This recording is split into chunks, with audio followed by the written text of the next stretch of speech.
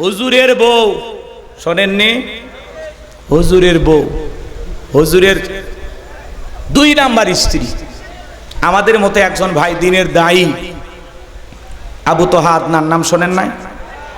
Social মিডিয়াতে এমন ভাবে প্রচার করা হয় মনে হয় বাংলাদেশে এই হুজুর প্রথম দ্বিতীয় বিবাহ করছে, আর কেউ করেনি। কত এমপি মন্ত্রী 8টা 10টা বাসা বাড়ি ভাড়া করিয়া এক একটা ফ্ল্যাটে নারী নিয়ে যেতে হয়, সেই খবর আপনাদের কাছে থাকে না। হুজুর বিয়ে করলে আপনাদের চুলকায় না? কথা কন না কে? হুজুরদের নিয়ে যত অ্যালার্জি।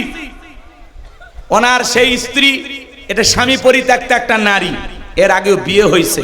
উনি ফেসবুকে আইসা বাপরে বাপ 2 ঘন্টার এক লাইভে যে কান্না করে অভিনয় করে বলছে মনে হয় বাংলাদেশের নিষ্পাপ রমণী। এটা এই নারীর কোনো দোষই নাই।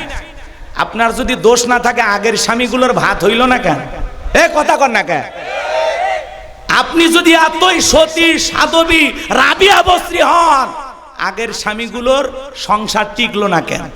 হুজুরের নরম পাইছেন, নাকে দড়িতে ঘুরাইতে চান। আলেমের সম্মান নষ্ট করে, স্বামীর সম্মান নষ্ট করে সোশ্যাল মিডিয়াতে এসে স্বামীকে নিচে নামাবেন, আবার দেশবাসীর কাছে বলবেন আমি আমার সংসার ফেরত চাই। তোমার মতো নারীর সাথে সংসার করা মানে পুরো জীবনটা ধ্বংস হওয়া। কথা বলেন ঠিক কিনা? স্বামী স্ত্রী দাম্পত্য জীবনে নানান সমস্যা হবে, মন মালিন্য হবে, রাগারাগি হবে, ঝগড়াঝাটি হবে, সেটা 4 দেয়ালের ভিতরে সীমাবদ্ধ থাকবে। আপনি কেন সোশ্যাল মিডিয়াতে এগুলো বলতে যান? স্বামীর সংসার করেন, মিলেমিশে থাকেন, আপনাদের বাচ্চা কাচ্চা হয়েছে, তাদের ভবিষ্যৎ চিন্তা করেন। কথা বলে ঠিক কিনা? আজকে আপনি হুজুরের বউ হইয়া কথার ভিতরে পড়তা, আপনি সোশ্যাল মিডিয়ায় এসে কান্নাকারি করতেছেন যে আমাকে সেই ওই যে উপদেশটা নাহিদ ছিল না, কি নাম, নাহিদ নাই ভাই, কথা কয় না, ওই যে হাউন আঙ্কেল নিয়ে যায় নাহিদকে পিটাইয়া এদের পাশার এই সাইড লাল করে দিছিল না, সেই পিটা পিটছে সোশ্যাল মিডিয়াতে আমরা দেখছি। ওই মহিলা বলতেছে ওই নাহিদের মতো আমার হুজুর আমাকে এইভাবে পিটাইছে। জীবনে শয়তানও বিশ্বাস করবে না একজন আলেম এইভাবে বউ মারতে পারে। কথা বলেন, নেকা কান্নার অভিনয় করেন। কালো কাপড়ে দাগ লাগলে কারো চোখে পড়ে না, সাদা কাপড়ে দাগ লাগলে সবার চোখে পড়ে। এদেশের এমপি মন্ত্রী চেয়ারম্যান মেম্বার কত কিছু করতেছে, সেগুলো নিয়ে আপনারা নিউজ প্রচার করেন না। দেশের দুর্নীতির বিরুদ্ধে কথা বলেন না। এদেশে নানান ধরনের চক্রান্ত ষড়যন্ত্র চলতেছে, সেগুলো নিয়ে কথা বলেন না। আপনি হুজুরের বউ নিয়ে পড়ে আসেন, প্রত্যেকটা চ্যালেঞ্জ খোঁজেন, আর হুজুরের বউ কি কইলে এটা নিয়ে পড়ে আসেন। কথা কন, হুজুর তাও হালাল পদ্ধতি অনুসরণ করে বিয়ে করছে, আর কত লোক বিয়ে ছাড়া সেঞ্চুরি করতেছে, কই তাদের বিচার কই করেন? কথা কন, তাদের বিচার করেন না। আল্লাহ ওদের হেদায়েত দান করুন, জোরে বলুন আমিন। যেই নারী স্বামীর বদনাম করবে বুঝে নেবেন ওই স্ত্রী অকৃতজ্ঞ, নিমক, হারাম। সংসারে অশান্তি থাকবেই, ঝামেলা থাকবেই। আমি মানুষের কাছে কেন বলবো? আমার ঝামেলা আমি সমাধান করব। স্বামী রাগ করছে, 2 দিন পরে সমাধান হবে। আম্মাজান আয়েশার সাথে রসুলের কি মন মালিন্য হইতো না? কথা বলে না কেন? নবীর যদি তার স্ত্রীর সাথে মন মালিন্য হয়, হযরত ওমর ফারুক এসে যে ঝগড়া মিটাইয়া দেয়। আল্লাহু আকবার বলেন। তাহলে রসুলের পরিবারেও স্বামী স্ত্রীর মধ্যে মন মালিন্য হইতো। রসুল রাগ কইরা শুয়ে আছে খেজুরের পাতার বিছানায়, ওমর ফারুক তাকায় দেখে রসুলের সেই খেজুর পাতার বিছানা দাগ উঠছে। হুজুর এই অবস্থায় কেন? কয় ওমর একটু সমস্যা আছে। রসুলের কষ্ট ওমর সহ্য করতে পারলেন না, বুঝে ফেলে দিয়েছেন। সাহাবায়ে কেরাম নবীকে কত মহব্বত করতেন, ভালোবাসতেন। তাদের পরিবারেও ভালোবাসার অভাব ছিল না, একটু মন মালিন্য ছিল, মান অভিমান ছিল। আবার আম্মা জান আয়েশা বলতেন রসুল আমি যেই গিলাসের যেই স্থানে ঠোঁট লাগায় পানি পান করতাম, আল্লাহ রসুল গিলাসটা ঘোরায় না ঠিক ওই জায়গায় ঠোঁট লাগায়া পানি পান করতেন। বলেন সুবহানাল্লাহ। আম্মা জান আয়েশা বলেন আমাদের ঘরে দামি ফার্নিচার ছিল না, কিন্তু ঘরটা ভালোবাসা দিয়ে ভরপুর ছিল। বলুন আল্লাহু আকবার। আম্মা জান আয়েশা বলেন আমি গোশত খেয়ে রেখে দিলে, হাড় খায় রেখে দিলে, আমার ফেলে দেওয়া এটো হাড় আল্লাহ রসুল নিয়ে খাইতেন। বলেন আল্লাহু আকবার। আল্লাহ রসুল স্ত্রীদের মুখে খাবার তুলে খাওয়াইতেন। সুবহানাল্লাহ বলবেন না? আল্লাহ রসুল তক্তার উপরে বসে গোসল করতেন। আম্মা জানেরা পানি রেডি করে আল্লাহ রসুলকে তক্তে বসাইয়া নিজের হাতে পানি ঢেলে ঢেলে গোসল করায় দিতেন। আল্লাহু আকবার বলে। কি ভালোবাসা ছিল।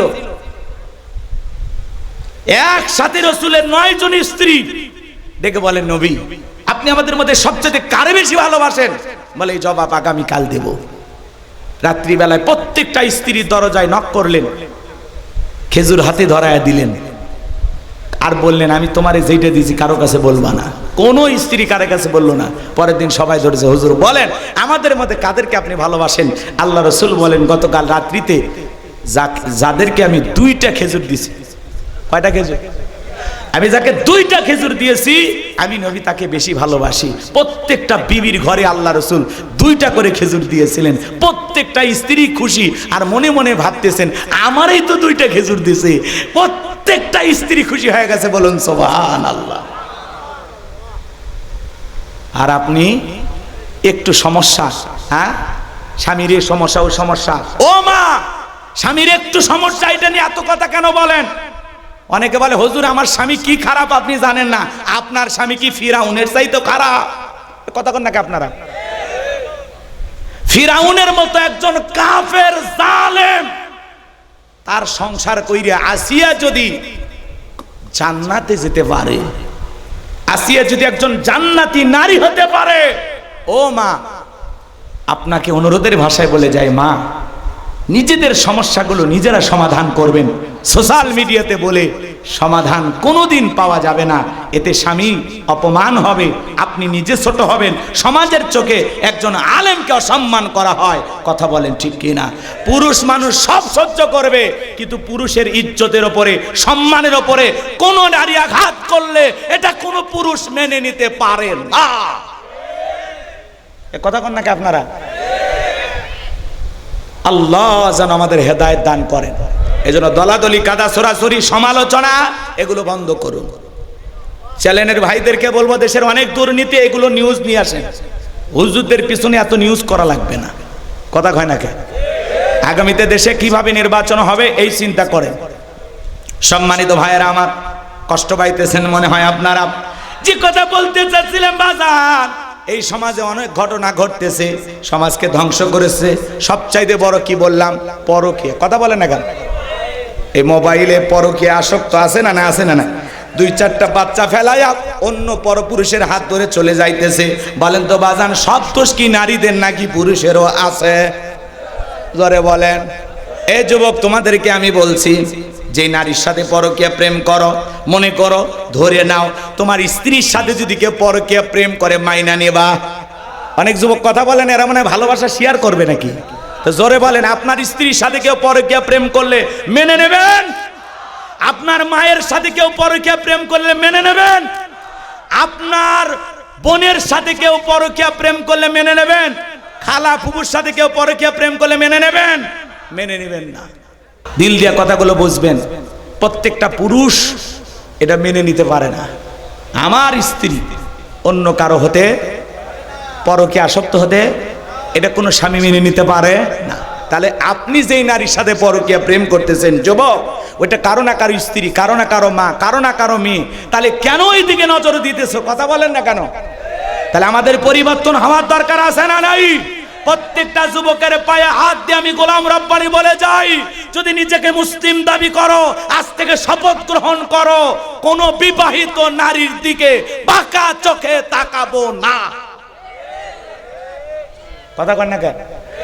আল্লাহ বলেছেন কুল্লিল মুমিনিনা ইয়াগুদ্দু মিন আবসারিহিম, মুমিন পুরুষের দৃষ্টি থাকবে নিচের দিকে। কথা বলেন ঠিক কি না?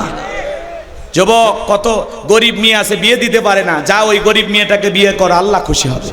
কত স্বামী পরিত্যক্তা নারী আছে, সন্তানগুলো নিয়ে অসহায় জীবন যাপন করতেছে, যাও বিয়ে কর, আল্লাহ খুশি হবে।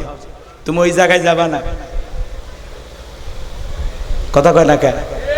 আমার ভাইয়েরা মন খারাপ করবেন না।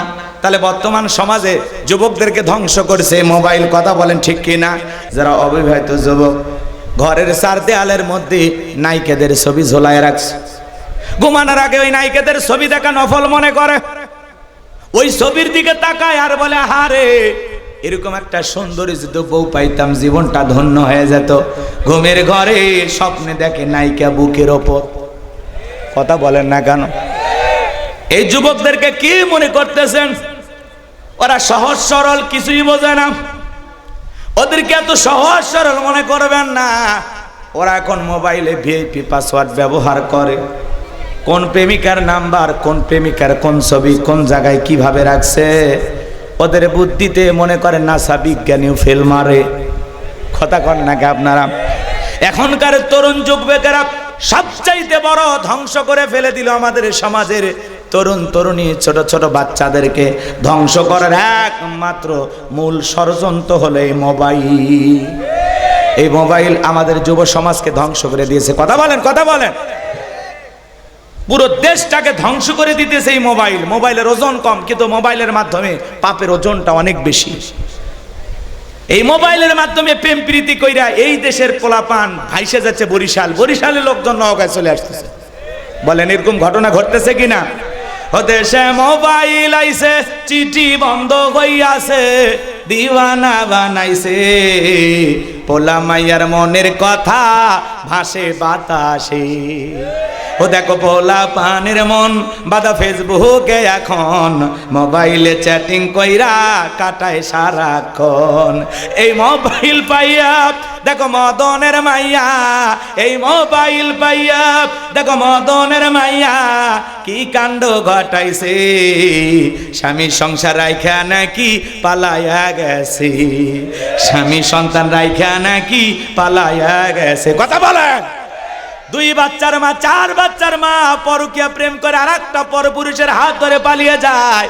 যে নারী স্বামী রেখে সন্তান রেখে আরেকটা পরপুরুষের হাত ধরতে পারে, ওটা নারী জাতির কলঙ্ক। আপনাদের নওগাঁয় অবশ্য শুরু হয়নি এগুলো, এগুলো ভারতে চলতেছে। স্বামী আছে, সন্তান আছে, এরপরে আরেকটা পরপুরুষের হাত ধরে যে নারীরা পালিয়ে যায়, পরকীয়া প্রেমে আসক্তি হয়, মনে রাখবেন এই সমস্ত নারীরা এই সমাজকে ধ্বংস করে দিচ্ছে। কথা বলে ঠিক না? এদের কারণে পরিবারগুলোতে অশান্তির আগুন দাবানলের মতো চলতেছে, দেখার কেউ নাই। কথা বলেন না কেন? এদেশে নারী নির্যাতনের গল্প অনেক মানুষ শোনে, কিন্তু হাজারো পুরুষ নির্যাতন জুলুমের শিকার, মুখ ফুটে বলতে পারে না, নারীদের মতো কান্না করে নাটক করে অভিনয় করতে পারে না। কথা কেন? ও দেশে টিকটক আসিয়া সব গেল ভাসিয়া, সিদ্দিক সোরা নায়ক হইছে আইডি খুলিয়া, হিরো আলম নায়ক হইছে আইডি খুলিয়া। এই মোবাইলে হাই কি জাদু আছে ভাই, পোলা পান বুঝাছে, পড়ালেখা তুইলা রাখছে সপ্তম আকাশে। এখনকার বাচ্চারা পড়াশোনা করে না বাজান, এজন্য সন্তানদের হাত থেকে মোবাইল নেন, আবারও সন্তানেরা বই নিয়ে টেবিলে বসবে। কথা বলে ঠিক কিনা? লিল্লাহি তাকবীর। আপনার মানে আমি যে কথা বলতে চাচ্ছিলাম, পুরো পৃথিবীর ক্ষমতা আল্লাহ তাআলা 4 জনকে দিয়েছিলেন। জোরে বলেন কয়জন? 4 জনকে আল্লাহ রাব্বুল আলামিন পুরো পৃথিবীর বাদশাহী দান করেছিলেন। এদের মধ্যে 2 জন হলো ইমানদার, একজনের নাম হলো নবী সুলাইমান। সুলাইমান আলাইহিস সালামকে আল্লাহ রাব্বুল আলামিন পুরো পৃথিবীর বাদশাহী দান করেছিলেন। বলুন আল্লাহু আকবার। নবী সুলাইমানকে আল্লাহ এমন বাদশাহী দান করেছিল বাজান, এমন বাদশাহী দান করেছিলেন যেই পয়গাম্বর পিপিলিকার ভাষা পর্যন্ত বুঝতো, মানব দানব জিন ইনসান সকলে তার হুকুম মানতে বাধ্য ছিল। বলেন আল্লাহু আকবার। সুলাইমান আলাইহিস সালামকে আল্লাহ রাব্বুল আলামিন এমন একটা মজেদার তক্তের সিংহাসন দান করেছিলেন, পয়গাম্বর যখন ভ্রমণের উদ্দেশ্যে সেই সিংহাসনে উঠতেন, আরে কি সুন্দর বাতাসের সাথে দোল খাইতে খাইতে পয়গাম্বরের সিংহাসন এক দেশ থেকে আরেক দেশে উড়ে উড়ে চলতো। বলুন আল্লাহু আকবার। এখন জাহাজ গাড়ি হাওয়ায় চলে, ওগো কলেরই বিধান, একদিন বিনা কলে হাওয়ায় চলতো নবী সুলাইমান, মোরা সেই মুসলমান। আমার ভাইয়েরা দিল দিয়ে কথাগুলো বোঝার চেষ্টা করবেন বাজান। আল্লাহ নবী সুলাইমানের ইতিহাস ঘটনা যদি বলতে চাই 3-4 ঘন্টা আলোচনা করেও শেষ হবে না, কিন্তু আমার একটা টার্গেট আছে, সে জায়গায় যেতে হবে, এজন্য এইদিকে আমি লম্বা করতে পারবো না। তাহলে 1 নাম্বার নবী সুলাইমান আলাইহিস সালামকে আল্লাহ রাব্বুল আলামিন পুরো পৃথিবীর বাদশাহী দান করেছিলেন। আর 2 নাম্বার হলো বাদশা জুলকারনাইনকে আল্লাহ পাক পুরো পৃথিবীর বাদশাহী দান করেছিলেন। আমার ভাইয়েরা বাদশাহ জুলকারনাইনকে আল্লাহ তাআলা এমন রাজত্ব দান করেছিল বাজান।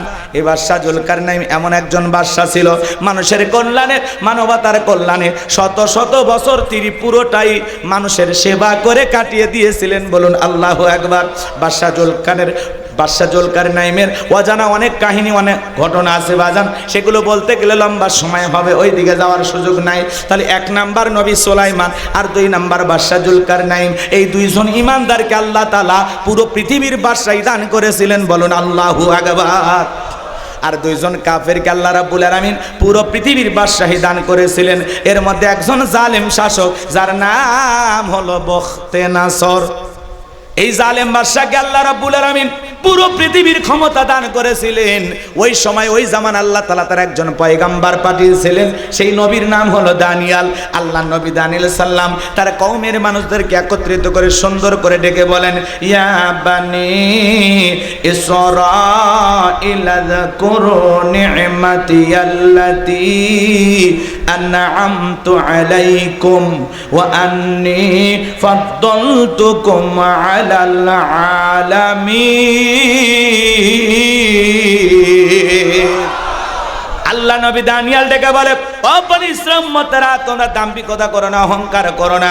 এক সময় তোমাদের বাপ দাদা কৃতদাস ছিল, মানুষের বাড়িতে গোলামি করত, সেই গোলামির জিন্দেগি থেকে আল্লাহ তাআলা স্বাধীন করে দিয়েছেন, মুক্ত করে দিয়েছেন। এজন্য আল্লাহর নিয়ামতের প্রশংসা আদায় করো। পয়গম্বর সুন্দর করে তার কওমের মানুষকে বুঝাইতে লাগলেন, জাতির মানুষকে বুঝাইতে লাগলেন। উম্মতের ডেকে বলে, পয়গম্বর পুরান দিনের গল্প শোনায় লাভ নাই, বাপ দাদা কি করেছিল আমরা জানতে চাই না, আমরা ভালো আছি। এই কথাগুলো বলে তারা সমালোচনা শুরু করে দিল। আল্লাহ নবী দানিয়াল সকালে দাওয়াত দেয়, বিকেলে দাওয়াত দেয়, সন্ধ্যায় দাওয়াত দেয়, পয়গম্বর দাওয়াত দিতেই থাকলেন।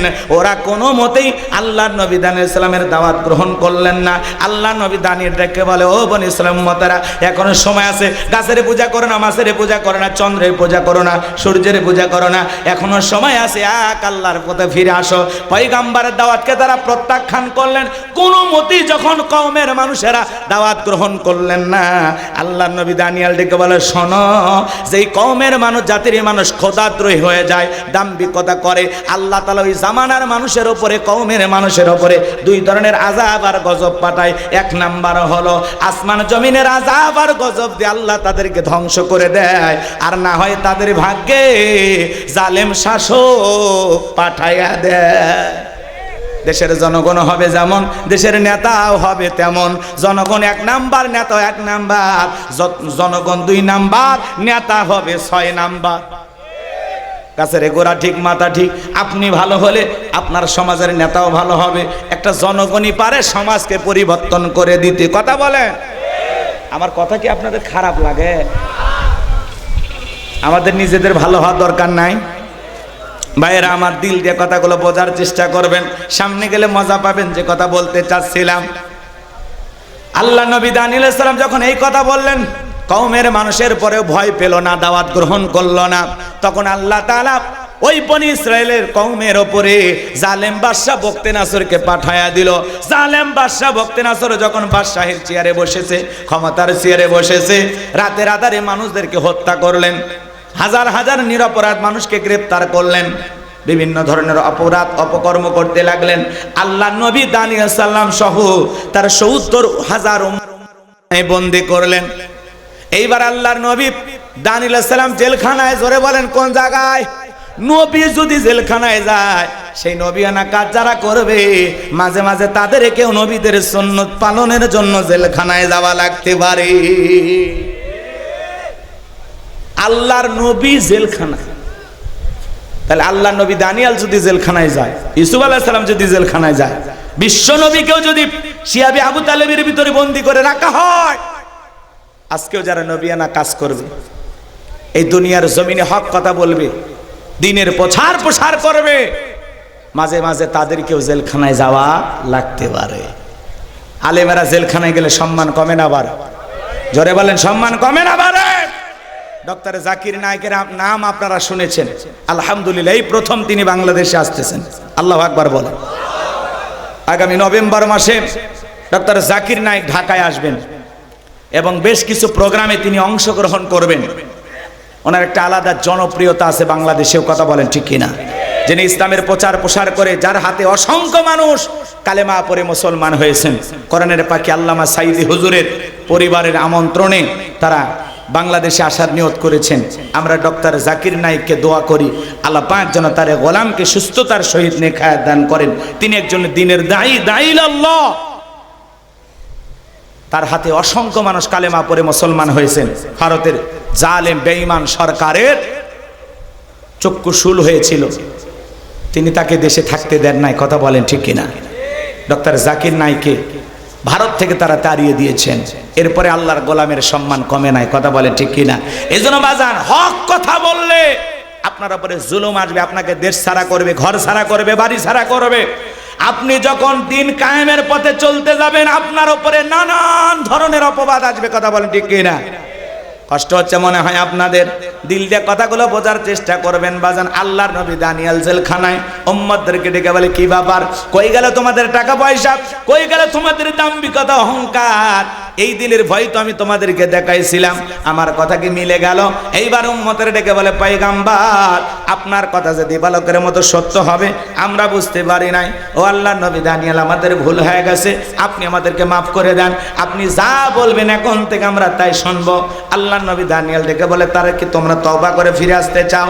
উম্মতের ডেকে বলে, পয়গম্বর আজ থেকে আমরা এক আল্লাহর ইবাদত করব, আপনি যা বলবেন আমরা তাই আমল করব।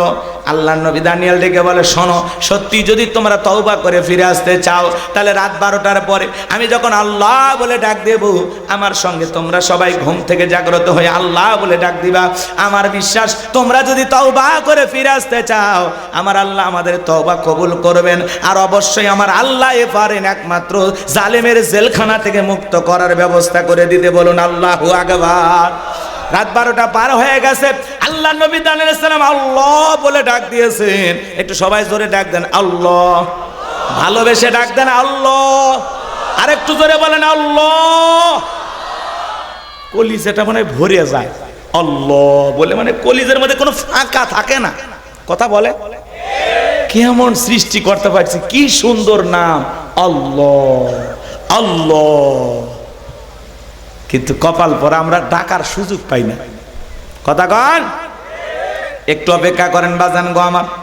আল্লাহ নবী দানিয়েল আলাইহিস সালাম যখন আল্লাহ বলে ডাক দিয়েছেন, পয়গম্বরের সঙ্গে 70,000 উম্মত ঘুম থেকে জাগ্রত হয়ে আল্লাহ বলে ডাক দিয়েছেন। এইবার পয়গম্বর সবাইকে নিয়ে সিজদায় মাথা লুটিয়ে পড়লেন, তওবা করলেন আল্লাহ তাআলার কাছে, কাকুতি মিনতি সহকারে দোয়া করতে লাগলেন, আল্লাহ আমার উম্মতেরা ভুল করেছে, তারা ভুল পথ থেকে ফিরে এসেছে, আল্লাহ আপনি আমার উম্মতদেরকে মাফ করে দেন। আল্লাহ নবী দানিয়েল আলাইহিস সালাম চোখের পানি ছেড়ে দিয়ে যখন আল্লাহর কাছে দোয়া করলেন, আল্লাহ আমার উম্মতেরা তওবা করে ফিরে এসেছে, আপনি আমার উম্মতদেরকে মাফ করে দেন। চোখের পানি ছেড়ে দিয়ে কান্না করতেছেন আর আল্লাহর কাছে দোয়া করতেছেন। আমার আল্লাহ ডেকে বলে, ও নবী দানিয়েল, কান্নাকাটি করতে হবে না, আমি আল্লাহ তোমাদের দোয়াকে কবুল করে নিয়েছি, আর টেনশন নেবার কোনো কারণ নাই, আমি আল্লাহ ওয়াসিরে জালেমের জেলখানা থেকে মুক্ত করার ব্যবস্থা করে দেব। বলুন আল্লাহু আকবার। আল্লাহ রাব্বুল আলামিন ওই রাত্রিতে জালেম বাদশা বুকতেনাসর কেমন একটা স্বপ্ন দেখাইছে বাজান। ওই স্বপ্ন দেখে জালেম বাদশা ঘুম থেকে চিৎকার মেরে উঠছে। নিরাপত্তা কর্মী যারা দৌড়ে আসছে নেতার কাছে, নেতা এত জোরে চিৎকার মারলেন, কি হয়েছে? বলে, চেহারার দিকে তাকায়া বোঝো না আমি কতটা আতঙ্কে আছি, ভয়ে আছি, আমি একটা মারাত্মক স্বপ্ন দেখেছি। এই দেশের যত স্বপ্নের তাবির কারো কাছে স্বপ্নের ব্যাখ্যা বলতে পারে, ওদেরকে আগামীকাল সকালবেলা রাজদরবারে নিয়ে আসো, আমি তাদের সামনে আমার এই স্বপ্নের কথা বলবো। পরের দিন সকালবেলা হাজার হাজার স্বপ্নের তাবির কারক ব্যাখ্যা বলতে পারে এমন ব্যক্তিদের বাদশার দরবারে উপস্থিত করা হলো। আমার ভাইরা, জালেম বাদশা বুকতেনাসর যখন তার স্বপ্নের কথা বলতে যাবেন, ওই মুহূর্তে আল্লাহ রাব্বুল আলামিন বাদশার মাথার মেমোরিতে থাকা সমস্ত স্বপ্নের কথাগুলো নিয়ে যায় আল্লাহ নবী দানিয়েল আলাইহিস সালামের মাথার ভিতরে সেভ করে দিলেন। বলুন আল্লাহু আকবার। আর একটু জোরে বলেন আল্লাহু আকবার। এই যুবক, একটা মোবাইলে যা আছে শেয়ারের মাধ্যমে আর একটা মোবাইলে পার করা যায় কিনা? এই বুদ্ধি তোমার আমার মাথায় থাকলে, আমাদের যিনি সৃষ্টি করেছেন, যিনি হলেন মহাজ্ঞানী আল্লাহ তাআলার সেই জ্ঞান আছে না নাই? জোরে বলেন আছে না নাই? বাদশার মাথার মধ্যে থাকা স্বপ্নের যত কথা আল্লাহ নবী দানের সালামের মাথার মধ্যে আল্লাহ তাআলা সেট করে দিলেন। এইবার জালেম বাদশা যখন তার স্বপ্নের কথা বলতে যাবে, গতকাল রাত্রে কি কি যেন স্বপ্ন দেখলাম আর বলতে পারে না, স্বপ্নের কথা ভুলিয়ে দিলেন তিনি কে? আরো আসতে বলেন তিনি কে? এইবার জালেম বাদশা মুহূর্তের মধ্যে সুর পরিবর্তন করলেন, ডায়লগ পরিবর্তন করে বলেন, শোনো, গতকাল রাত্রে স্বপ্নে কি দেখেছি সেই কথাও তোমাদেরকে বলতে হবে, স্বপ্নের ব্যাখ্যাও তোমাদেরকে বলতে হবে। বলেন তো বাজান, এটা পাগলামি কথা কিনা? বাদশা স্বপ্নে কি দেখেছে দেশের জনগণ কি জানে? জানে না। আরে ভাই, বাদশার স্বপ্নের কথা জনগণ জানা তো দূরের কথা, আপনারা স্বামী স্ত্রী এক খাটে ঘুমান নাকি আলাদা? কথা কয় না গো। বেশি বিরক্ত হলে দোয়া করে দেবো, সামনে যাই একটু মজা আছে, একটু অপেক্ষা কর। খারাপ লাগতেছে? একটা তাকবীর দেন, লিল্লাহে তাকবীর। স্বামী স্ত্রী আপনারা এক খাটে ঘুমান, আপনার স্ত্রী স্বপ্নে কি দেখে আপনি কি জানেন? আপনার স্ত্রী আপনাকে বাদ দিয়ে আর একটা ছেলের হাত ধরে পার্কে ঘুরতেছে, কথা কন না কেন? আপনি যদি টের পাইতেন কি করতেন? একজন কাছে কি মেরে ফেলে দিবেন? হাই রে, এর সাহস কি? মেরে ফেলে দেওয়া হবে না, মার্ডার। বাপরে বাপ। আপনার স্ত্রী স্বপ্নে কি দেখে আপনি জানেন না, আবার আপনি ঘুমের মধ্যে আপনার বউকে বাদ দিয়ে আর একটা মেয়েকে নিয়ে পার্কে ঘুরতেছেন, নওগাঁ শহরে বৈশাখ চটপটি ফুচকা মুখে তুলে খাওয়াইতেছেন। এই দৃশ্য যদি আপনার বউ জানতো, আপনারা কি খাটে রাখতো? লাত্তি মেরে খাট থেকে ফালায় দিত। কথা বলেন ঠিক কি না? বউ স্বপ্নে কি দেখে স্বামী জানে না, স্বামী স্বপ্নে কি দেখে বউ জানে না। স্বপ্ন তো স্বপ্নই, কথা কয় না গো। মাঝে মাঝে আপনি স্বপ্নে দেখেন সাপ আপনাকে তাড়া করছে, উড়ে বাবা এই বুঝি কামড় মারলো, ঘুমোর থেকে উঠে দেখেন সাপ নাই। মাঝে মাঝে স্বপ্নে দেখেন বাড়ি ঘরে আগুন লাগছে, ঘুমোর থেকে দেখেন আগুন আছে। এই যে ঢাকায় এয়ারপোর্টে আগুন লাগছে, কথা কয় না কেন? ঢাকা বিমানবন্দরে আগুন লাগছে, দেখেন নাই? প্রবাসী ভাইদের কোটি কোটি টাকার মালামাল পুরে শেষ হয়ে গেল।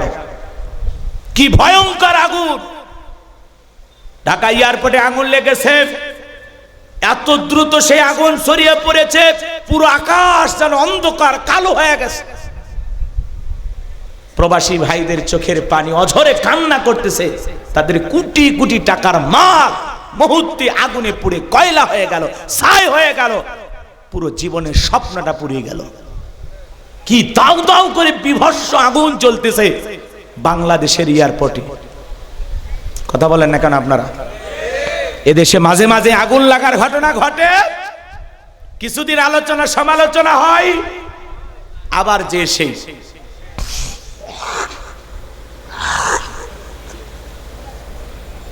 আমাদের এগুলো নিয়ে একটু চিন্তা ভাবনা করার দরকার আছে না নাই? কিভাবে আগুনগুলো নিয়ন্ত্রণ করা যায়, কিভাবে বড় বড় দুর্ঘটনার হাত থেকে এদেশের সম্পদকে রক্ষা করা যায়। বিশাল বড় বড় বিল্ডিং গুলোতে আগুনে জ্বলে যাচ্ছে। কয়েকদিন আগে চট্টগ্রামে একটি ফ্যাক্টরিতে আগুন লাগছে, সেখানেও পুড়ে কোটি কোটি টাকার সম্পদ শেষ হয়ে গেল। আজকে আবার ঢাকার এয়ারপোর্টে আগুন, মাঝে মাঝে আগুন লাগে। কিন্তু আমাদের একটা বিকল্প পদ্ধতি খুলতে হবে, চিন্তার পরিবর্তন আনতে হবে, যেগুলো কিভাবে নিয়ন্ত্রণ করা যায়। সে ফায়ার সার্ভিসের লোকজন আসতে আসতে পুরো শেষ, হ্যাঁ, ওই পাইপ সেটিং করতে করতে ওদের পুরো শেষ, কথা কন নাকি আপনারা? এই জন্য এগুলো বিষয়ে আমাদের একটু সতর্ক হওয়া দরকার, সাবধান হওয়া দরকার। এই অনাকাঙ্ক্ষিত দুর্ঘটনাগুলো হাজার হাজার মানুষের স্বপ্ন পুড়ে যায়, কত মানুষের দেহটা জ্বলে পুড়ে মুহূর্তেই শেষ হয়ে যায়, কথা বলে ঠিক কিনা? আল্লাহ সমস্ত বালা মুসিবত থেকে আমাদের প্রিয় মাতৃভূমি বাংলাদেশকে আপনি হেফাজত করুন। জোরে বলুন আমিন, আরেকটু জোরে বলুন আমিন। আল্লাহ এদেশের শান্তি ফিরাইয়া দাও, জোরে বলেন আমিন। আল্লাহ তোমার রহমত নাজিল করো, জোরে বলেন আমিন। আল্লাহ সমস্ত গজব বালা মুসিবত থেকে আমার দেশটাকে তুমি হেফাজত করো, একটু চিল্লায় বলেন আমিন। আজকে ঢাকায় আগুন, চট্টগ্রামে আগুন, মাঝে মাঝে দেখবেন এখানে সেখানে আগুন লেগে, আহা কি ভয়ঙ্কর আগুন, জ্বলে পুড়ে শেষ হয়ে গেল কোটি টাকার সম্পদ চোখের সামনে। আমার ভাইয়েরা, তাহলে মাঝে মাঝে স্বপ্নে দেখেন আগুন লাগছে, ঘুমোর থেকে ওটা কি আগুন খুঁজে পাওয়া যায়? কথা বলেন না কেন? স্বপ্নে দেখেন আগুন লাগে, বাড়ি ঘরে পড়ে গেছে, ঘুমোর থেকে ওটা দেখেন না সব ঠিকই আছে। মাঝে মাঝে স্বপ্নে দেখেন আপনি মারা গেছেন, আপনার বিবি সন্তানেরা কান্নাকাটি করতেছে, ঘুমোর থেকে ওটা দেখেন না বেঁচে আছি, কথা কয় না? স্বপ্নে মারা যাননি দুই একবার?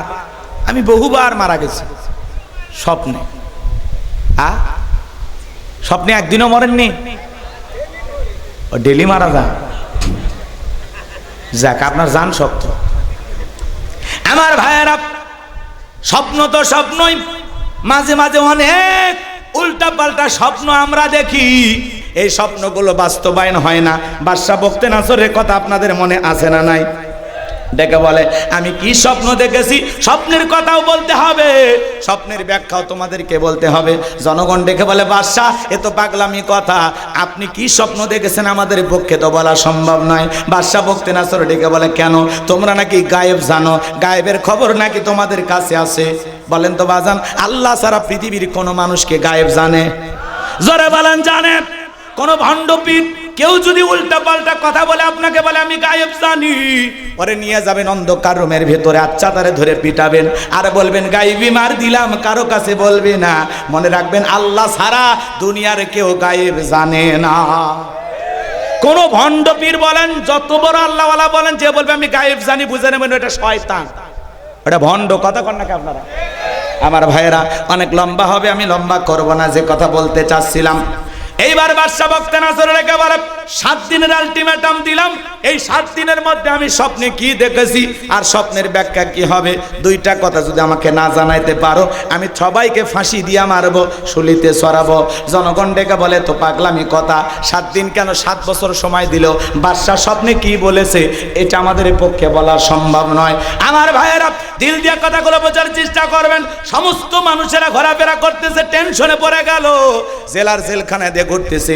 আল্লাহ নবী দানিয়েল ডেকে বলে, জালার এইদিকে আসো, আপনাকে দেখে মনে হয় টেনশনে আছেন, ব্যাপারটা কি? ডেকে বলে, বাদশাহ এই ঘটনা সব খুলে বললেন। আল্লাহ নবী দানিয়েল ডেকে বলে, আপনার বাদশা স্বপ্নে কি দেখেছে? আরে স্বপ্নের ব্যাখ্যা কি হবে দুইটাই আমার জানা আছে। এক দৌড়ে জেলার লাফায়া চলে গেছে বাদশার কাছে, যা বলে, বাদশা জেলখানে একটা কয়েদি আছে যে আপনার স্বপ্নের কথাও জানে, স্বপ্নের ব্যাখ্যাও জানে, তাই নাকি? বলে, হ্যাঁ। বাজান কই? বাজানকে আমার কাছে নিয়ে আসো। কথা আছে, ঠেলার নাম বাবাজি। কথা বলেন না কেন? এইবার আল্লাহ নবী দানিয়েলের কাছে যা বলে, তোমাকে যেতে হবে, বাদশা তোমাকে তলব করেছে। বলে, না, আমি যাইতে রাজি আছি, আমার একটা শর্ত পূরণ করা লাগবে। আমার 70,000 লোককে জেলখানায় বন্দি করা আছে, এদেরকে ছেড়ে না দেওয়া পর্যন্ত আমি এখান থেকে বের হব না। আল্লাহু আকবার বলেন। নেতাগিরি যদি শেখা লাগে, নেতৃত্ব যদি শেখা লাগে, নবীদের কাছ থেকে শেখা লাগবে। কত নেতার পিছনে মিছিল করলেন। বল্টু ভাইয়ের চরিত্র ফুলের মতো পবিত্র, নামাজ পড়ে 1 ওয়াক্ত, গাঁজা খায় 5 ওয়াক্ত, গুমসুরিতে পাকা ভক্ত, শয়তানের 1 নাম্বার ভক্ত, হুজুরদের জন্য খুবই শক্ত, চুষে খাই গরিবের রক্ত। নেতার পিছনে মিছিল করলেন নওগাঁ শহরে, 105 জনকে পুলিশ গ্রেফতার করে নিয়ে গেল নেতা সহ। নেতার তো মামু খালুর অভাব নাই, সকালে জেলখানায় যায়, বিকেলে বের হয়। আপনি রিক্সা চালক, ভ্যান চালক, মাঠে খেতে কাজ করেন, আপনি জনগণ, আপনাকে দেখার সুযোগ নাই। নেতা যদি সত্যি ভালোবাসতো আপনাকে বলতো, শোনো, এই গরিব কর্মীরা আমার মিছিল করতে এসে গ্রেফতার হয়েছে, আমার একটা কর্মী জেলখানায় থাকা অবস্থায় আমি নেতা বাহিরে যাব না। সেই নেতা আপনার বিপদে পাশে দাঁড়াবে, আপনার দুঃখ দেখে কাঁদে, আপনার সুখে হাসে, আপনার পরিবারের বিপদে পাশে দাঁড়াবে। 6 মাস আপনি জেলখানায় থাকলে আপনার পরিবারের মুখে খাবার তুলে দেবে, এমন নেতার পেছনে আপনি স্লোগান দেবেন। যে নেতা আপনাকে বিপদে ফেলে তামাশা দেখে, এমন নেতার পিছনে স্লোগান দেওয়া যাবে না। এজন্য কোন নেতার পিছনে পা ফেলতেছেন বুঝে শুনে ফেলেন, যাতে আপনি 2-1 বছর জেলখানায় গেলে আপনার বিবির মুখে খাবার দেয়, আপনার সন্তানদের পড়াশোনার খরচ দেয়। কথা কন নাকি আপনারা? আর তাছাড়া উল্টাপাল্টা মানুষের পিছনে স্লোগান দিয়ে জেলে যাবেন, আপনার পরিবারে যা রেখে গেছেন সব বিক্রি করে আপনাকে বের করে নিয়ে আসবে, তাও হবে না। অতএব বুঝে শুনে বাচ্চাদেরকে বিপদে ফেলার দরকার নাই। কথা কি বোঝা গেছে? ঠান্ডা মাথায় রাস্তা হাঁটবেন ইনশাআল্লাহ। আল্লাহর নবী দানিয়েলের কথা শোনার পরে জেলার যায় বলতেছে, ও বাদশা, আপনার স্বপ্নের ব্যাখ্যা এবং স্বপ্নের কথা যে জানে তার একটা শর্ত আছে, তার নাকি 70,000 লোককে জেলখানায় বন্দি করে রাখা হয়েছে, ওদেরকে ছেড়ে দেওয়া লাগবে। জালেম বাদশা বখতে নাসর ডেকে বলে, ওই বাজান যদি বলে এই জেলখানা কেন, তামাম পৃথিবীর জেলখানার আসামি ছেড়ে দিতে রাজি। বাজান যা বলে তুমি তাই করো। বলেন আল্লাহু আকবার। এইবার পয়গম্বরের 70,000 উম্মতকে জেলখানা থেকে বের করে দেওয়া হলো। সবার শেষে বের হলেন আল্লাহর পয়গম্বর দানিয়েল। আল্লাহু আকবার বলেন। এবার জেলার যখন বাদশার দরবারে নিয়ে যাবে, বাদশার দরবারে ঢোকার সিস্টেম হলো যত মানুষ ঢুকবে মাথা নত করে ঢুকবে। আল্লাহ নবী কি জালেমের কাছে মাথা নত করতে পারে? এইবার আল্লাহ নবী দানিয়েল সালাম দেহটাকে আটোসাটো করে মাথাটাকে উঁচু করে সুন্দর করে কৌশল করে ঢুকলেন। এমন দৃশ্য দেখার পরে বাদশা বক্তি নাসরুদ্দিনকে বলে, যত মানুষ আমার দরবারে প্রবেশ করে মাথা নত করে প্রবেশ করে, তুমি কেন মাথা নত করলা না? আল্লাহ নবী দানিয়েল ডেকে বলে যে আপনার স্বপ্নের কথা আমার মাথার মেমোরিতে সেভ করে দিয়েছে। তার কথা হলো তাকে ছাড়া দুনিয়াতে আর কারো কাছে মাথা নত করা যাবে না। আর যদি আমি মাথা নত করতাম, আপনার মতো স্বপ্নের কথা যদি আমারে ভুলে দিত, আপনি আমাকেও মেরে ফেলতেন, আপনিও টেনশনে মারা যেতেন। তখন বলে বাজান যা করেছো ঠিক করেছো, আসলে তোমার বুদ্ধি আছে, জোরে খন মারহাবা। নবীদের বুদ্ধি না থাকে কি পারে? নবীদেরকে জ্ঞানী বানিয়েছেন তিনি কে? এইবার বাদশা বক্তে নাসর নিজে চেয়ার থেকে উঠলেন, আল্লাহ নবী দানিয়েল সালামকে নিজের চেয়ারে বসায়া দিলেন। বলেন তো বাজান, জেলখানা থেকে বের করে বাদশাহীর চেয়ারে বসায়া দেন, তিনি কে? সে আল্লাহ আজও আছে না নাই? আমি কি পুরো ঘটনা বলবো? এইবার বাদশা কাছে বসে বলতেছে, বাজান তাড়াতাড়ি করে বল আমি স্বপ্নে কি দেখেছি, স্বপ্নের ব্যাখ্যাটা কি হবে? কারা কারা শুনবেন একটু হাতটা তোলেন তো দেখি। লিল্লাহি তাকবীর, লিল্লাহি তাকবীর। হাত নামান। হযরত আলীর কথাও মনে আছে না নাই? আমি আপনাদের সামনে দুইটি আয়াতে কারিমা তেলাওয়াত করেছি, আর একটি আয়াতের আলোচনা একটু হওয়ার দরকার আছে না নাই? জোরে বলেন বাজান, দরকার আছে না নাই? 2 নাম্বার আয়াতে আমার আল্লাহ কি বলেন? 10টা মিনিট আমি আপনাদের কাছে চাই বাজান, 2 নাম্বার আয়াত বোঝানোর জন্য 10টা মিনিট। একটা লোক ওটা ভাষা করবেন না, খুব গুরুত্বপূর্ণ কিছু কথা আছে বাজান, দিল দিয়া কথাগুলো বোঝার চেষ্টা করবেন। আমার আল্লাহ রাব্বুল আলামিন বলেন, আল্লাযী খলাকাল মাউতা ওয়াল হায়াতা লিয়াবলুয়াকুম আইয়ুকুম আহসানু আমালা ওয়া হুয়াল আজিজুল গফুর।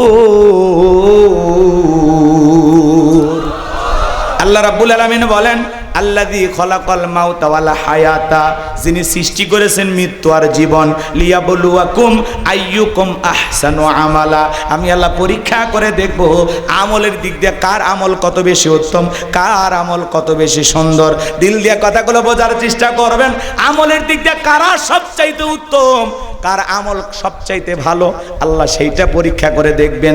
দুনিয়াটা পরীক্ষা দেওয়ার জায়গা, আর ফলাফল পাওয়ার নাম হলো আখিরাত। ফলাফল কই পাইবেন? কোন জায়গায়? দিল দিয়ে কথাগুলো বোঝেন বাজান। আল্লাহ বলেন, আল্লাযী খলাকাল মাউতা ওয়াল হায়াতা, যিনি সৃষ্টি করেছেন মৃত্যু আর জীবন। সর্বপ্রথম আল্লাহ মৃত্যুর কথা কেন বললেন বাজান? এই দুনিয়াতে আসার একটা সিরিয়াল আছে, যাওয়ার কিন্তু কোনো সিরিয়াল নাই। দাদা আসছে, দাদার পরে বাবা আসছে, বাবার পরে আমি আসলাম, আমার পরে আমার সন্তানরা আসলো। কিন্তু যাওয়ার বেলায় দাদার আগে নাতি চলে যায়, নাতির আগে দাদা চলে যায়, বাবা জীবিত থেকে সন্তান চলে যায়। একজন বাবার কাঁধে সন্তানের লাশ, এটা পৃথিবীর সব চাইতে ভারী বোঝা। কে কখন মারা যাবে আমরা কেউ জানি না। কুল্লু নাফসিন যায়িকাতুল মাউত, প্রত্যেক প্রাণীকে মৃত্যুর স্বাদ গ্রহণ করা লাগবে। এই স্বাদ হলো 2 প্রকারের, মিষ্টি খেলে যেমন মিঠা লাগে, নিম পাতা খেলে যেমন তিতা লাগে। যারা ঈমানদার তারা মৃত্যুবরণ করবে বাজান। একটা দুধ পান করা শিশু মায়ের দুধ খাইতে খাইতে যেমন ঘুমের মধ্যে চলে যায়, একজন ঈমানদার তেমনি ভাবে দুনিয়ার থেকে বিদায় নেবে, টেরও পাবে না। বলুন সুবহানাল্লাহ। কিন্তু যারা নাফরমান বেঈমান, আল্লাহর অবাধ্য গোলাম, যারা শয়তানের ওয়াসওয়াসায় পড়ে মিসগাইড হয়েছিল, ভুল পথে পরিচালিত হয়েছিল, যারা বলেছে খাও দাও ফুর্তি করো, দুনিয়াটা মস্ত বড়, দুনিয়ার রং তামাশায় যারা মেতেছিল, তারা যখন মৃত্যুবরণ করবে দেখেন না মানুষ চোখগুলো বড় বড় করে, পেশাব পায়খানা করে দেয়, গালি দিতে দিতে মারা যায়। কত মানুষ মৃত্যুর 6 মাস আগে জবানটা বন্ধ হয়ে যায়, এমন ভাবে অসুস্থ হয়ে যায়, নিজের হাতে তুলে খাবে এমন শক্তিও থাকে না। সন্তানেরা শরবত বানায় চামচ দিয়ে মুখের মধ্যে তুলে দেয়, গালসি বেয়ে বেয়ে পড়ে যায়, খাওয়ারও শক্তি থাকে না। এ বাজার মৃত্যুর যন্ত্রণা বড় কঠিন, বড় ভয়ঙ্কর। এ যুবক, তুমি কি মনে করো তুমি মারা যাইবা না? তুমি 10 তলা বিল্ডিং এ থাকো, মনে করো লিফটের সুইচ বুঝে মালাকুল মউত বোঝে না। এ যুবক, মৃত্যুর সময়টা যখন ঘনিয়ে আসবে, আমার আল্লাহ বলেন আইনামা তাকুনু ইদরিকুমুল মাউতু ওয়ালাউ কুনতুম ফি বুরুজিম মুশাইয়াদা। সূরা নিসার ৭৮ নম্বর আয়াত আল্লাহ জানায় দিলেন, যেখানেই থাকো, যে অবস্থায় থাকো, মৃত্যু তোমাদেরকে ধরবেই। মৃত্যু থেকে পালানোর কোনো রাস্তা খোলা নাই। এ যুবক, তোমার মতো কত যুবক বিয়ে করলো, বাসর ঘরে যাবে, যাইতে পারলো না। সিরাজগঞ্জের এক যুবক বিয়ে করেছে, বউ নিয়ে বাসর ঘরে যাবে, রেল লাইন পার হয়ে যাবে, এমত অবস্থা একটা চলন্ত এসেছে, এত জোরে ট্রেনটা ধাক্কা মেরেছে, বরযাত্রী সহ যে কয়জন প্রাইভেট কারে ছিল সবাই মারা গেল। তোমার মতো যুবক বিয়ে করেছে ঝিনাইদহে, বাসর ঘরে সাজানোর জন্য ফুল কিনে নিয়ে রাস্তা পার হইতেছে, ট্রাক এসে ধাক্কা মেরে ফুল সহ ছেলেটারে পিষে রেখে চলে গেল। যুবক, তোমার পায়ে হাত দিয়ে কতবার অনুরোধ করে বলি রে যুবক, এখনো সময় আছে, পরিবর্তন হয়ে যাও, ফিরে আসো আল্লাহর দিকে। আল্লাহর ঘরের দরজা, মসজিদটা এখনো খোলা আছে। আর বসে থেকো না যুবক, যাও মুয়াজ্জিন আযান দেয়, আর লুডু খেলো না, ক্রিকেট খেলো না, ফুটবল খেলো না, আর রং তামাশায় বসে থাইকো না। যাও যুবক, যাও, আল্লাহর ঘরের দরজাটা এখনো খোলা আছে। মসজিদে চলে যাও, মালিকের কুদরতি কদমে সেজদা দাও, নিজেকে পরিবর্তন করে ফেলো। কত যুবকের হাত ধরে বললাম, এ যুবক নামাজ পড়ো, বলে হুজুর এই যৌবন বয়সে একটু ঘোরাফেরা করি, পরে নামাজ দেখবো। আবারও বললাম, যুবক নামাজ পড়ো, বলে হুজুর বিয়ে শাদী তো করলাম না, বিয়ে শাদীটা একটু কইরা নেই। বিয়ে শাদী হয়ে গেল, কিছুদিন পরে বলা হলো, যুবক এখন কি নামাজ পড়বা না, বিয়ে তো হয়ে গেল। বলে হুজুর হাতের মেহেদি রংটাই শুকাইল না, এখন মসজিদে যা সময় নষ্ট করার মতো সময় নাই। জোরে কন্যা উজুবিল্লাহ। এই তো বিয়ে করলাম, তুই একটা বাচ্চা কাচ্চা হোক, এরপরে যখন বাচ্চা কাচ্চা হয়ে যায়, সন্তান হয়ে যায়, তখন যদি বলা হয় যুবক বিয়েও করলে সন্তানের বাবা হইলে এখন কি আর মসজিদে যাইবা না? যুবক ডেকে বলে, হুজুর বাচ্চা কাচ্চা হওয়াতে সংসারের চাপ বেড়ে গেছে, কাজে কর্মে অনেক ব্যস্ত থাকি, পরে দেখা যাবে। এই যে আপনার চিন্তা ভাবনা, পরে পরে দেখা যাবে। এ যুবক, তুমি যে বিয়ে করবা তার কি গ্যারান্টি আছে? বিয়ের পরে সন্তানের বাবা হবা তার কি গ্যারান্টি আছে? তোমার মতো কত যুবক চোখের সামনে মারা যাইতেছে, পরীক্ষা দিয়েছে, রেজাল্টটা বের হবে আগামীকাল, গতকালকে তার মৃত্যু হয়ে গেছে। কত যুবক স্বপ্ন ভরা আশা নিয়ে কক্সবাজারে ঘুরতে যায়, সমুদ্রের সৈকতে যায়, ছেলেটারে ফিরে আসে না। তোমার মতো কত যুবক পালসার মোটর সাইকেল এদিক এদিক ঘোরাফেরা করে, আস্তা করে ট্রাকের তলে যাইয়া জীবনটা চলে যায়, আর ফিরে আসার ভাগ্য হয় না। কারো কখন মৃত্যু হবে আমরা কেউ জানি না। মৃত্যু সব জায়গায় দাঁড়িয়ে আছে, কখন কিভাবে মৃত্যু হবে আমরা কেউ জানি না। সকালে মরবো না সন্ধ্যায় মরবো, রাতের বেলায় ঘুমের মধ্যে মারা যাব, নাকি বউ কলা টিভিতে হত্যা করবে আমরা কেউ জানি না। কথা বলেন না কেন? কার কখন মৃত্যু হবে আমরা কেউ জানি না বাজান। মৃত্যুর যন্ত্রণা বড় কঠিন। আল্লাহর নবী ইদ্রিস আলাইহিস সালামকে জিজ্ঞাসা করা হয়েছিল, ও আল্লাহর নবী ইদ্রিস, মৃত্যুর যন্ত্রণা আপনার কাছে কেমন মনে হয়? আল্লাহ নবী ইদ্রিস আলাইহিস সালাম ডেকে বলেন, জ্যান্ত ছাগলের গা থেকে চামড়া খসাইলে ছাগলের যেমন কষ্ট হয়, আমার কাছে মৃত্যুর যন্ত্রণা তেমনি কষ্টকর মনে হয়। একজন নবীর কাছে যদি মৃত্যুর যন্ত্রণা এমন কষ্টকর মনে হয়, আপনার আমার কাছে মৃত্যুর যন্ত্রণা কত ভয়ঙ্কর হতে পারে। ও নওগাঁর মুসলমানেরা, বিশ্ব নবী ইন্তিকালের পূর্বে অসুস্থ, নবীর শরীরে প্রচন্ড জ্বর। কিছুদিন পরে নবী আমার সুস্থ হলেন, আসমান থেকে জিবরাইল আসলেন, নবীকে সালাম দিলেন, আসসালামু আলাইকুম ইয়া রাসূলুল্লাহ, ইয়া হাবিবাল্লাহ, হুজুর এখন আপনার শরীরের অবস্থাটা কেমন আল্লাহ জানতে চাই। নবী ডেকে বলে, ও জিবরাইল, আগের চাইতে আমি অনেকটা সুস্থ আছি। কিছুক্ষণ পরে আবারও জিবরাইল আসলেন, ডেকে বলে, নবী আজকে আমি আসমান থেকে একা আসি নাই, আমার সাথে আরেকজন ফেরেশতা এসেছেন যার নাম মালাকুল মউত, আপনার অনুমতির অপেক্ষায় দাঁড়িয়ে আছে। নবীজি অনুমতি দিলেন, মালাকুল মউত প্রবেশ করলেন, নবীজিকে সালাম দিলেন, আসসালামু আলাইকুম ইয়া রাসূলুল্লাহ, ইয়া হাবিবাল্লাহ, হুজুর আপনি যদি অনুমতি দেন আপনার রূহটা আমি কবজ করব, আর আপনি যদি অনুমতি না দেন আমার আল্লাহ বলেছেন এক মুহূর্ত দেরি করবি না, আমার বন্ধুর যতদিন মনে চায় ততদিন দুনিয়ার জমিনে থাকবে। নবী আমার ডেকে বলে, আজরাইল এরপরে কি আর কোনোদিন আসবে না? ডেকে বলে, যেহেতু আপনার জীবন আছে, মৃত্যুর স্বাদ অবশ্যই আপনাকে একদিন ভোগ করা লাগবে। নবী আমার ডেকে বলে, ও মালাকুল মউত আর আসতে হবে না, আজকে এসেছো, আমি তোমাকে অনুমতি দিলাম। নবী যখন অনুমতি দিলেন, মালাকুল মউত যখন বিশ্ব নবীর রূহটা বের করার জন্য বুকের উপরে হাত রেখে দিয়েছেন, নবী আমার অঝরে চোখের পানি ছেড়ে দিয়ে কাঁদে আর বলে, হে মালাকুল মউত আজরাইল, আর সহ্য হয় না রে, আর সহ্য হয় না, হাতটা তাড়াতাড়ি আমার বুকের উপর থেকে সরায় নাও। মালাকুল মউত হাত সরায় নিলেন। আমার নবী ডেকে বলে, মালাকুল মউত, এই যদি হয় মৃত্যুর যন্ত্রণা কষ্ট আমার উম্মতেরা সহ্য করতে পারবে না। কেমন দয়ার নবী, মায়ার নবী পাইছি, মৃত্যুর পূর্বে উম্মতের কথা বলে না। আল্লাহু আকবার। নবী ডেকে বলে, মালাকুল মউত আমারে কথা দে, আমার উম্মতের রূহটা বের করার সময় ইহসান করবি, কষ্ট দিবি না।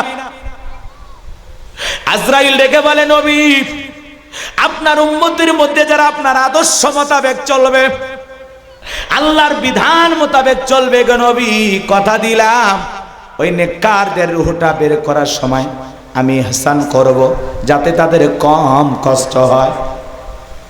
নবী খুশি হয়ে গেলেন। এইবার দ্বিতীয়বার যখন নবীজির রূহটা বের করার জন্য মালাকুল মউত নবীজির বুকের উপরে হাত রেখে দিয়েছে, নবী আবারও অজরে চোখের পানি ছেড়ে দেখা দে আর বলে, মালাকুল মউত আজরাইল, সহ্য হয় না, সহ্য করতে পারি না, তাড়াতাড়ি করে আমার বুকের উপর থেকে হাতটা নামায় নাও। নবী আবার ডেকে বলে, মালাকুল মউত, এই যদি হয় মৃত্যুর যন্ত্রণা আমার উম্মতেরা সহ্য করতে পারবে না, তুমি যখন আমার বুকের উপরে হাত রেখে দিয়েছো, আমার কাছে মনে হয় উহুদ পাহাড়টা আমার বুকের উপরে চেপে ধরা হয়েছে। নবীর মৃত্যুর যন্ত্রণা যদি এমন হয়, ও নওগাঁর মুসলমান, আপনার আমার কি হবে একটু চিন্তা করে দেখেন। তৃতীয়বার নবীজির বুকের উপরে হাতটা রাখলেন, নবীজির রূহটা বের হয়ে যাবে। আপনার আমার নবী পৃথিবীর মায়া ত্যাগ করে চলে যাবেন, নবীজির রূহটা বের হয়ে যাবে। শেষ মুহূর্তে নবী উম্মতদেরকে যেই কথা বলে গেলেন, আসসালাত আসসালাত, আমার উম্মতেরা নামাজ নামাজ নামাজ ছাইরো না।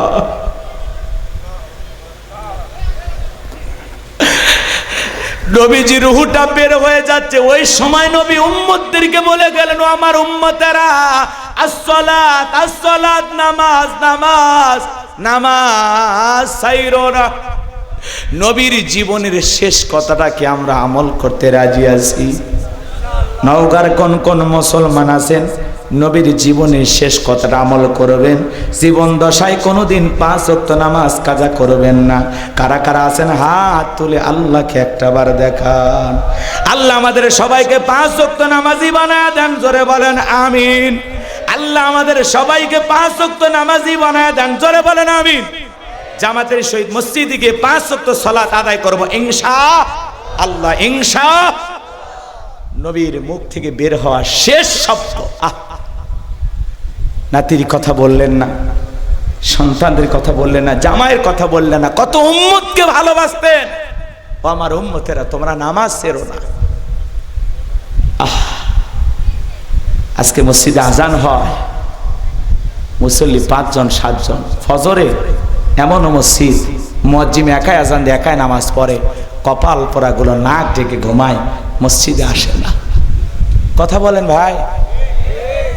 এখানে এমনও মানুষ আছে, আমরা অনেকে এশার নামাজ পড়ি নাই, নিয়ত করছি হুজুর 3টা পর্যন্ত ওয়াজ করেন, শুনবো, কিন্তু ফজর পড়বো না। এই ওয়াজের কোনো লাভ আছে বাজান? বলেন, প্রত্যেকটা মাহফিলে যাব কি নিজেদেরকে পরিবর্তন করার জন্য? আমি যত কথা বললাম, একটি কথাও যদি আপনার ভালো না লাগে, এখন যে কথা বলতেছি এই 2-4 মিনিটের বয়ানও যদি আপনার কাছে ভালো লাগে, আপনি যদি মনে করেন আমাকে হুজুর নামাজের কথা বলেছে, রাসূলের জীবনের শেষ কথাটা আমি আজকে আমল করব, এই মাহফিল আমাদের জন্য নাজাতের ওসিলা হয়ে যেতে পারে। আপনার জীবনটাকে পরিবর্তন করে দিতে পারে। আজকের এই একটি সিদ্ধান্ত আপনাকে জান্নাত পর্যন্ত পৌঁছায় দিতে পারে। আজকে নামাজ ধরবো, কালকে ধরবো, রে ভাই ওই কালটা তো জানাজা হয়ে যেতে পারে। কথা কন না কে আপনারা? কার কখন মৃত্যু হবে আমরা কেউ জানি? আসবে মরণ কখনো কোথায় কারো জানা নাই, আসবে মরণ কখনো কোথায় কারো জানা নাই।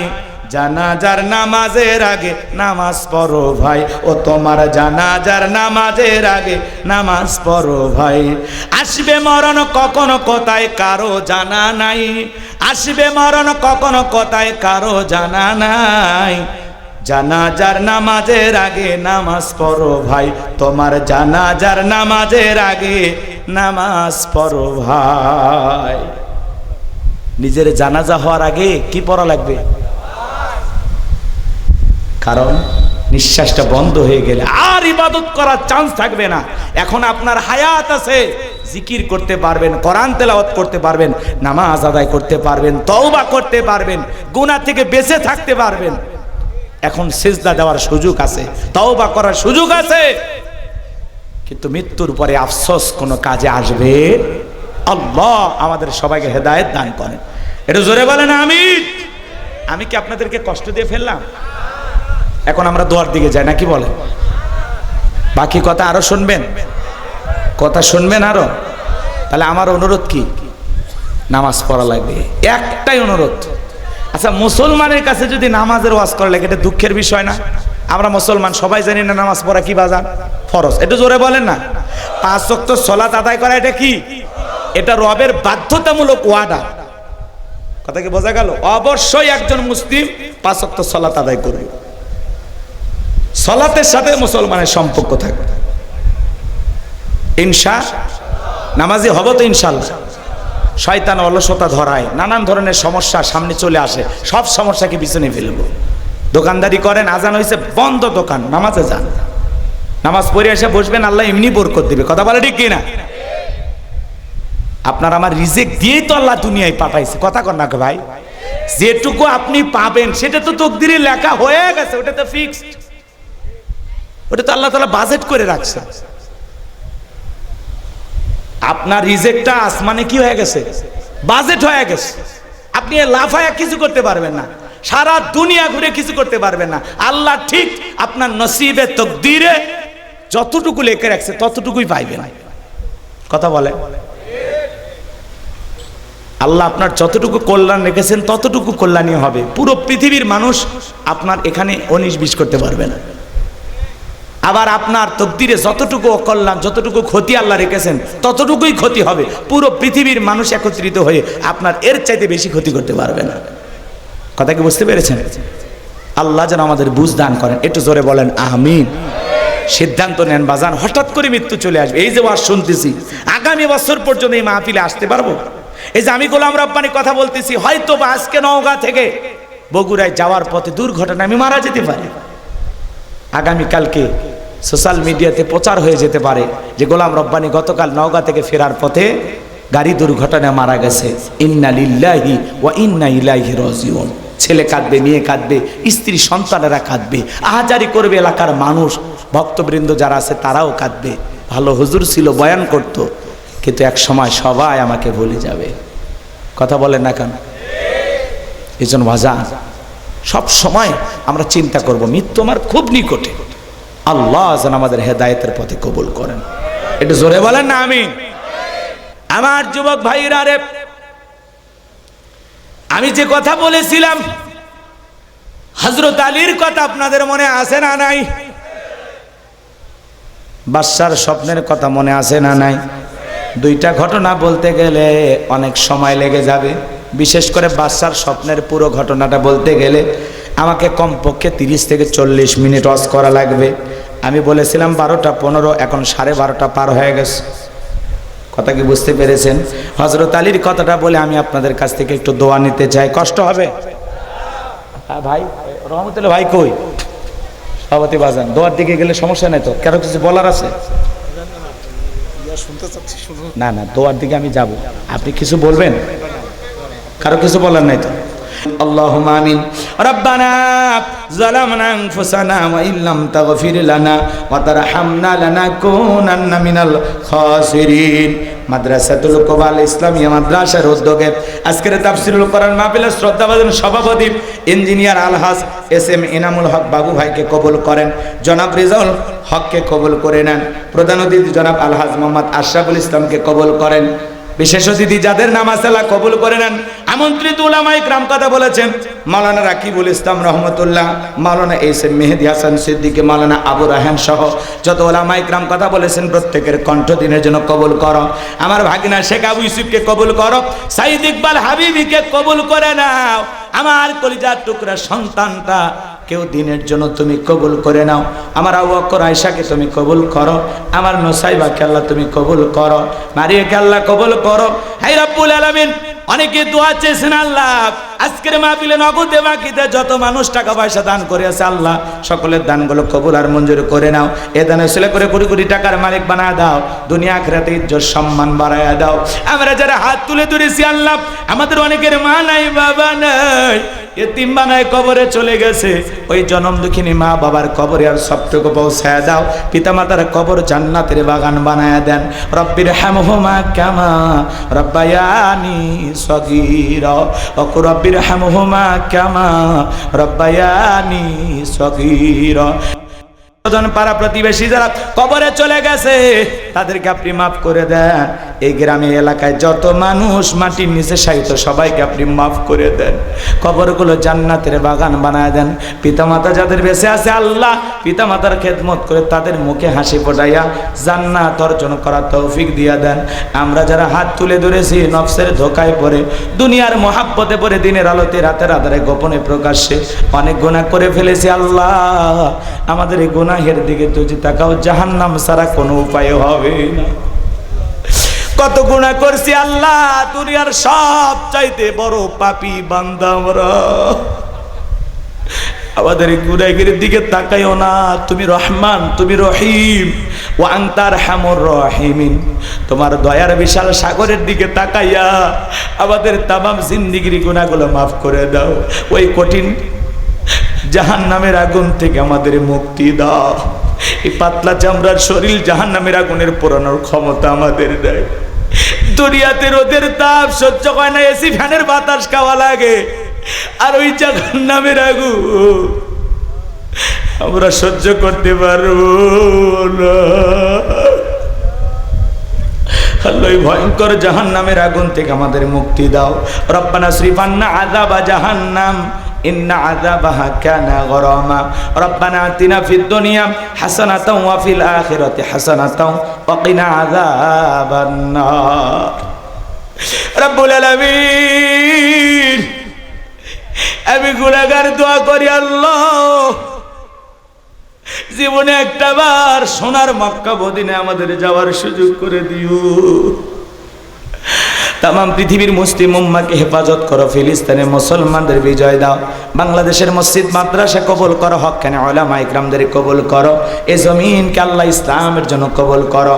হেলা তারা আমার রহমতুল্লাহ ভাই সহ যারা এই মাদ্রাসার ওস্তাদ শিক্ষক হিসেবে দায়িত্ব পালন করেন আল্লাহ মাদ্রাসার ওস্তাদ ছাত্রদের কবুল করে নেন। যাদের মাথায় সম্মানের পাগড়ি পরায়া দিলাম মৃত্যু পর্যন্ত কোরআন সিনার ভিতরে ধরে রাখার তৌফিক দিয়ে দেন।